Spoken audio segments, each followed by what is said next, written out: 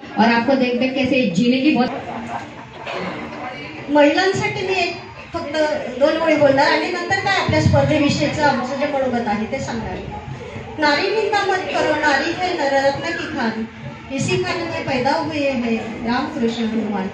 म्हणून स्त्री शक्ती, नारी शक्ती ही आघात आहे।